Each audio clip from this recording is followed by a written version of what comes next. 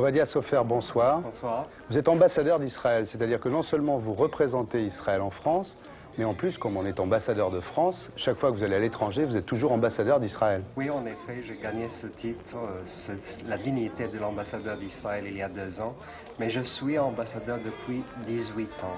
Pas en France, en plusieurs Dans d'autres pays, on y viendra.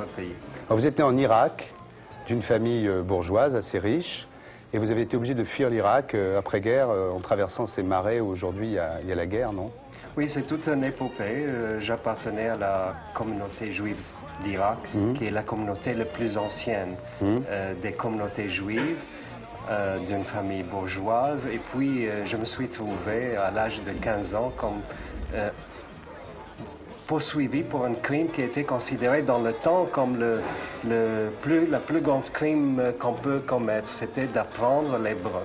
Vous avez été surpris en train d'apprendre l'hébreu? Oui, j'ai été surpris et puis je devais quitter. Et on a promis à mon père qui dans le temps a donné une large somme d'argent pour franchir la frontière dans quelques heures. Et puis ça durait 3 semaines dans les marécages, là où il y a les champs de bataille entre l'Irak et l'Iran. Aujourd'hui, oui. Et je dois dire que c'est un des miracles que je suis en face de vous. Très bien, nous sommes ravis de vous avoir. Merci. Alors vous publiez chez Lafon un livre qui s'appelle Le Diamant Noir et qui raconte un peu votre vie, toute cette époque, l'Irak, l'arrivée en Israël, votre réussite dans le commerce, et puis votre décision finalement un jour de tout quitter pour servir Israël. Et vous êtes nommé attaché d'ambassade en Centrafrique avant d'être nommé ambassadeur au Tchad. Alors moi, il y a quelque chose qui m'intéresse beaucoup, parce que j'avais eu connaissance du projet de Herzl d'installer Israël non pas en Palestine, mais en Ouganda, et j'avais imaginé dans un livre que finalement, qu'est-ce qui se serait passé si Israël avait été installé en Ouganda. Alors, moi, c'était du roman, mais vous, comment avez-vous vécu cela et qu'en pensez-vous de ce projet?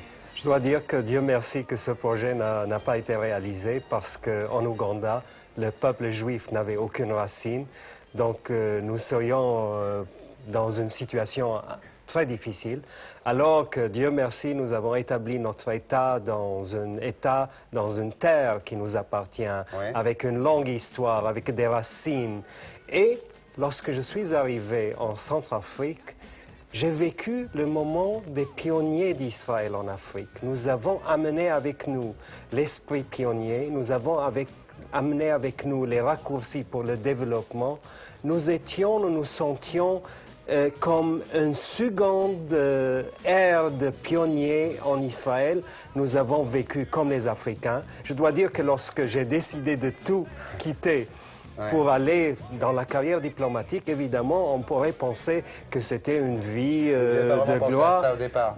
Et puis, je me suis retrouvé avec des shorts, dans des jeeps, avec un ambassadeur qui m'accueille en ceinture, qui était un cordon qui servait comme ceinture, pas de faste, nous nous sommes installés dans une écurie qui était transformée en domicile parce que l'ambassadeur, qui était un membre de kibbutz, voulait implanter l'esprit pionnier d'Israël en Afrique.